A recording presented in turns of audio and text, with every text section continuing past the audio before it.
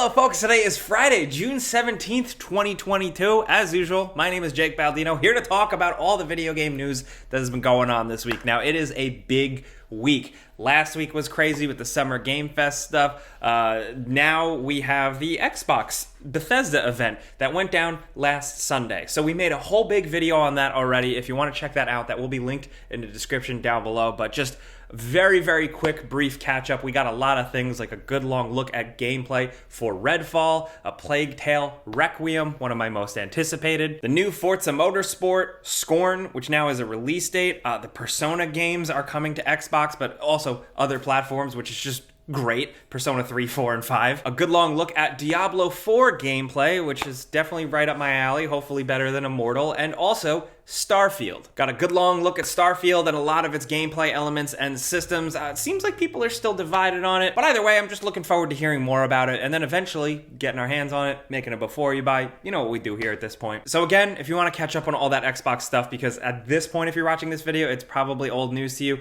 we will link it. But speaking of Bethesda and Starfield, Fallout 5 literally confirmed. Like, that's it. No big deal. And a move that, like, a lot of people probably predicted, but still pretty interesting. Todd Howard from Bethesda was doing an interview with IGN's Ryan McCaffrey, and he gave him the morsel that, yes, they are going to be the ones to make Fallout 5. It's not going to be handed off to a different studio within the umbrella. No, they are doing it, and he said specifically, you know, we're going to have Starfield, then we're going to have the next Elder Scrolls, and then they're going to be working on Fallout 5, which that's a roadmap that obviously makes sense. It's what Bethesda does. They're a little predictable at this point, but still, to hear it from the horse's mouth, the Todd horse's mouth, all right, cool. Something to look forward to. Will we be around then? Like alive? That's going to be like 2030, 20, I don't know, God knows. Yeah, he announced Fallout 5 because we'll be living it.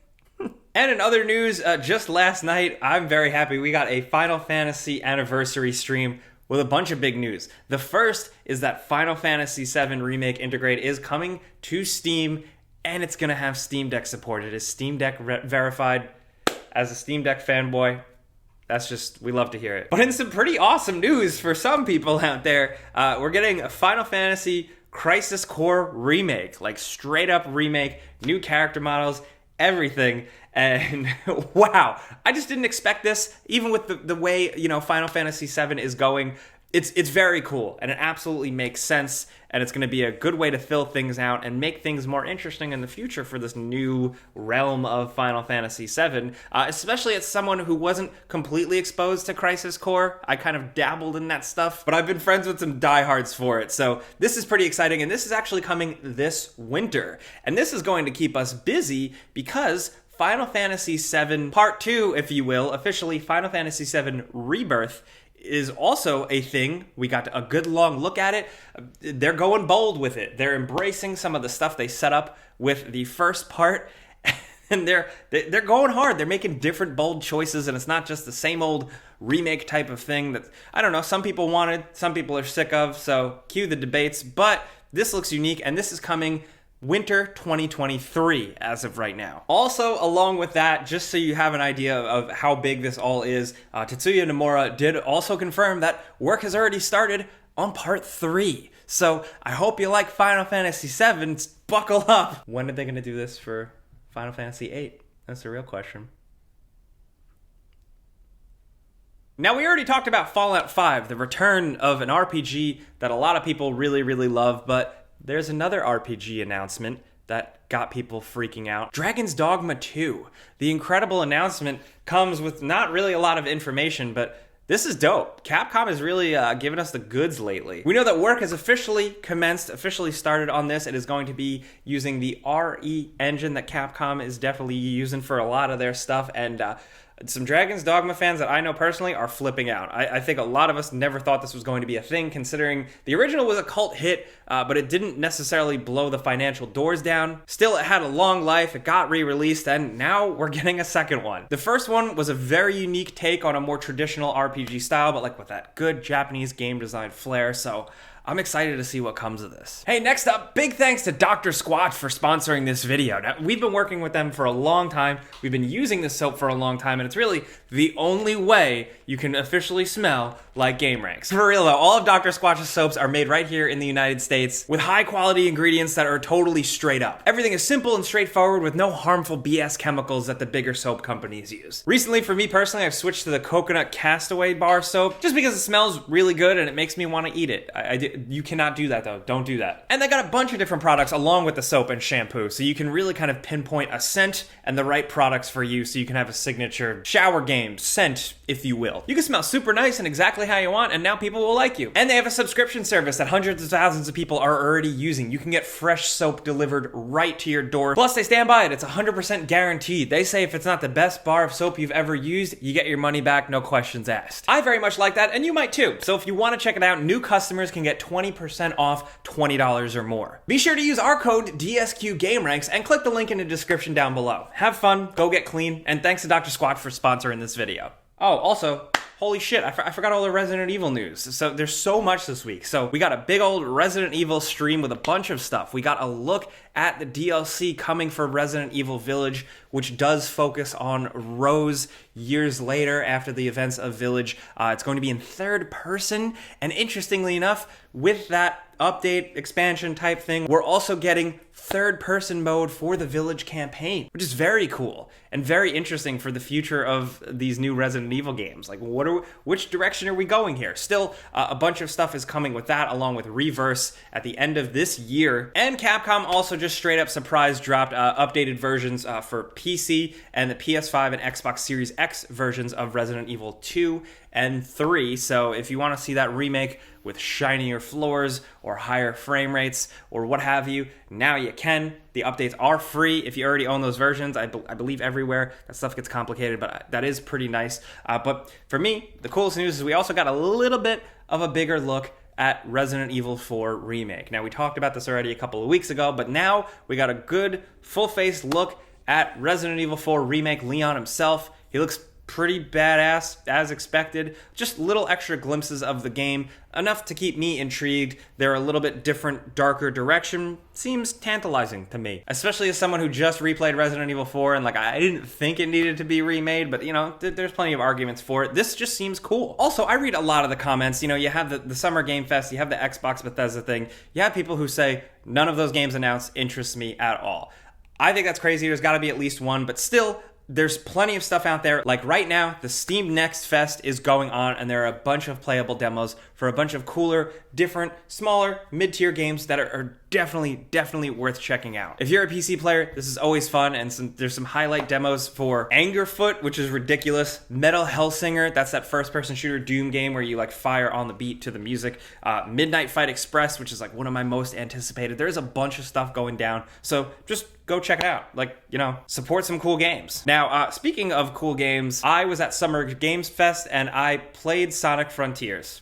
Yes. Here's a little exclusive for y'all. Not really like an exclusive. You can definitely hear previews from way more eloquent people, but I played Sonic Frontiers, and the overall verdict, because I don't want to freak out Sonic fans or anything, but like, I thought it was pretty fun. It was pretty cool. It was clearly busted, clearly rough around the edges. The game needs way more time, but I think Sonic fans are going to be into it. If you've played Sonic 3D games, you know that there's a bunch of bullshit that comes with them, and to be honest, there's a lot of bullshit that comes with this one. But there are some really cool and fun sequences in the game that actually Sega isn't showing off yet and not really letting us talk about. But the open world stuff is a little more interesting than I expected. I really liked kind of doing open world things to then grow out the world and add more speed boosts and grind rails to then make exploration a little bit more easy.